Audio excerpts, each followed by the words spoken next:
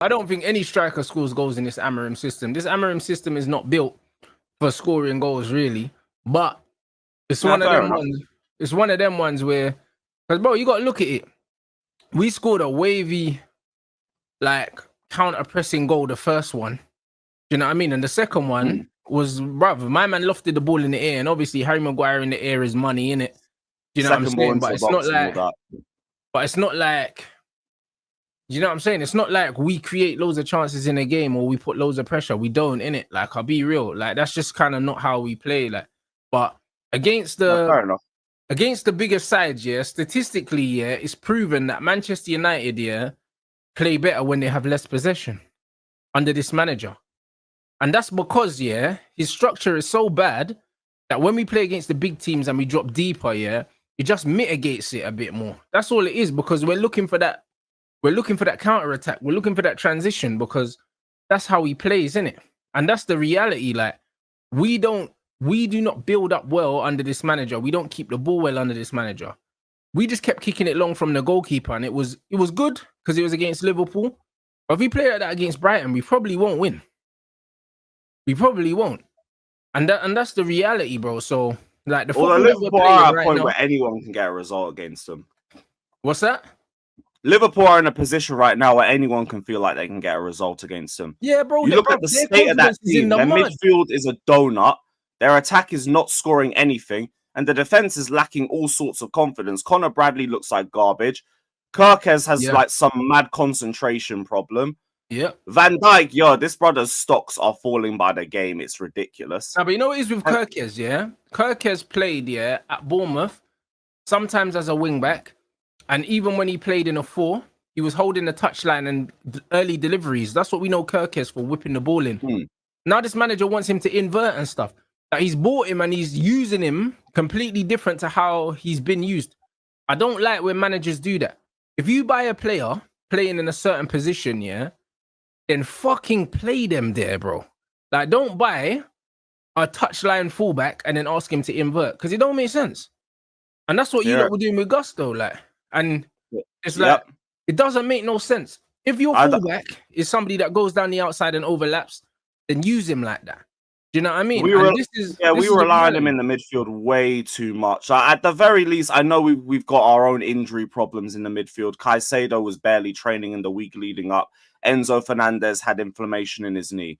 So I might allow it this time. But you look at the midfield depth that I've got. When they're all fit, I don't want to see this guy in the midfield because he has negative football IQ. There's no reason to put him in a position where you need IQ and you need it at a very, very quick level. He ain't got that in his game. He's an idiot. There's a reason why this guy did well on the Poch, because it was just a road running system, head down, run to the byline, whipping across. Don't put him in a position where I need him to do multiple things and I need him to think quickly, because he don't get it. But we just managed to make it through just because we made the right subs in the second half and killed the game off within 5 minutes, because that Forest side is a bag of garbage. But that first half was fucking frightening. What are you telling me about my guy Garnacho, man? Do you know what I'm saying? Hey, listen, I see Chelsea we're having a good episode, man. What do I have to... Bro, I see Chelsea fans crashing out about that the 40 million investment, bro. Talk to me, bro. Mate, look, this brother controls the ball like Gyökeres. I can't. At least Gyökeres is fucking fat and he's got no agility. I don't get Garnacho's excuse. You're built like a winger.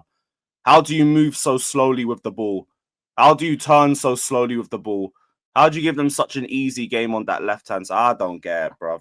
Actually, no, I do get it. I don't get why we went for this move, but whatever. Man are going to tell me that I was unfair on my assessment on his performance. That whole left-hand side was garbage. Him and Chalobah. But Chalobah, I know, is a net negative on the left-hand side. You either play him on the right or you don't play him at all. Garnacho, I wanted you to at least do something. Like, you gave him the easiest game possible on that right-hand side. The middle, Andre Santos just struggled in that 10 role. He got bypassed for fun in the first half. Gusto, you already know what it is. João Pedro is the only reason why we created anything in that first half. But at least in the second half, we bring on Mark Hugh, which, look, he needs to start getting some more minutes. Just because the runs that he makes the centre backs that he occupies, that's enough to just get a little bit more out of João Pedro in that 10 position. And both of them looked a lot better when you have them two playing together. So I'd like to see him get a couple more minutes until the lap gets fit. But there wasn't really much you take from that game except Josh Achimpong. Because Josh Achimpong's had another good game. He's got his first goal for the club. I low-key want to see if he can play on the left-hand side because I can't trust anybody else to play there. But Garnacho sucks, basically. He's terrible. He's not shown me anything since he's joined to make me think, okay, there might be a little something. Like, he was good against Liverpool, but I was crediting all he did off the ball. I was crediting him pressing from the front or stretching the back line. Like, when he was on the ball, I still weren't moved. I still didn't think he did anything great. And then he got a hell of a lot of possession against Forest, and I got to just see what he's fully on. And I'm not with it. I'm not with it. Like, Gittins came on second half, did the bare minimum, and that was better for me. I hear it. Here we are, though, man. This is what we decided to spend 40 million on instead of a centre-back and a goalkeeper. Great. I can't lie, bro, but that's the good news. The lap is close to returning, bro. You know what I'm saying? Not yet. Like, he'll be ready in, like, December or something. We just got to give Marquinhos some minutes up until this point. I know it's weird we're relying on an 18-year-old. Do you think that your manager will give him minutes? And why do you think he's not giving him minutes? Because it's not like he has many more other options. And João Pedro, you probably need him to play a bit deeper. We do. Like, if you watch that first half, we needed him to bring the ball down, hold up play, link up, create chances, and be on the end of those chances. And he can't do all of that. Because, like, he's a quality player, but he ain't that guy. We were thinking he's going to do fucking Messi shit. No. But that's our best way of utilizing him and also just having a striker profile up top.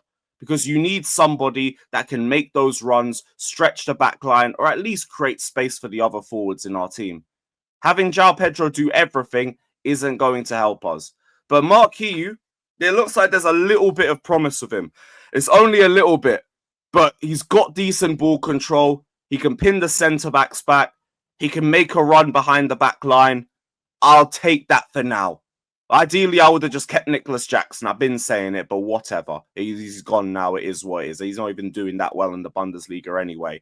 But it would have just... That's the option that we've got. So we got to make do with that. I don't think he's going to get a lot of minutes still. It will probably be something off the bench.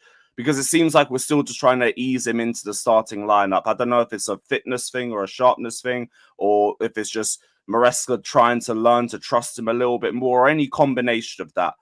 But I think if you see him start, you might see him start on Wednesday, and probably not on Saturday. Because Ajax are garbage. That's the sort of game where you can try Marquinhos up top for and see how that works.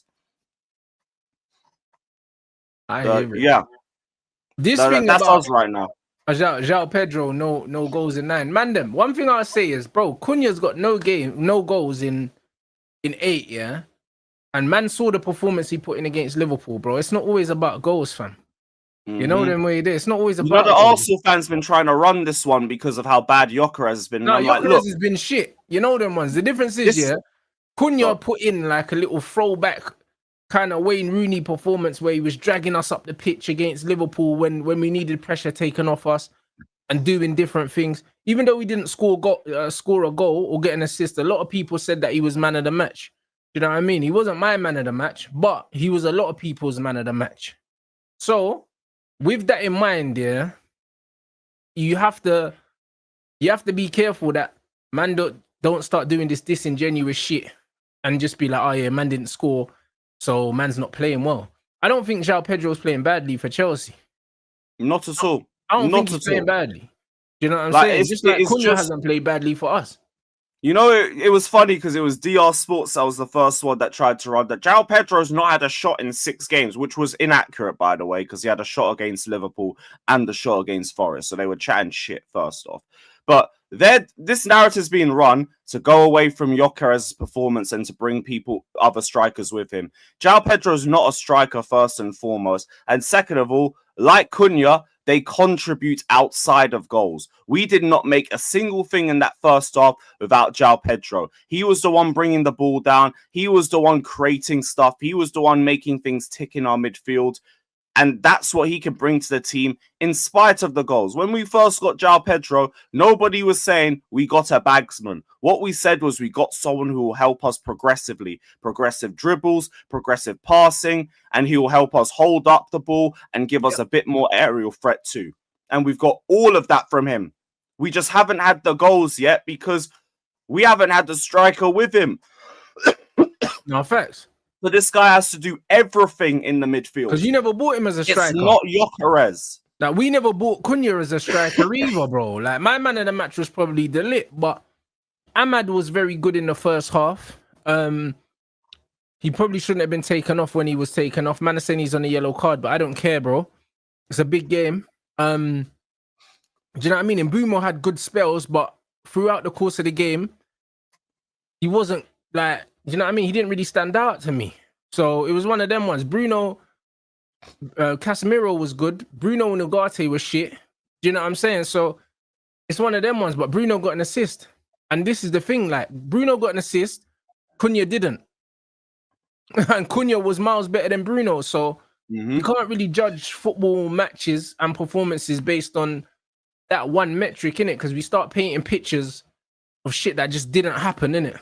And even then, we didn't buy either of those players to sit there and say, look, that's going to be my 20, 30 goal a season bagsman. This is, again, a deflection tactic because these men went from, oh, Gyökeres, we've got our bagsman. He's bagging 30 in the season to, oh, but look at the runs that he's making. Look at the way he's bullying the centre-backs and creating space for Bukayo Saka and all of that. If you wanted that, you would have not bought him and kept Havertz up top.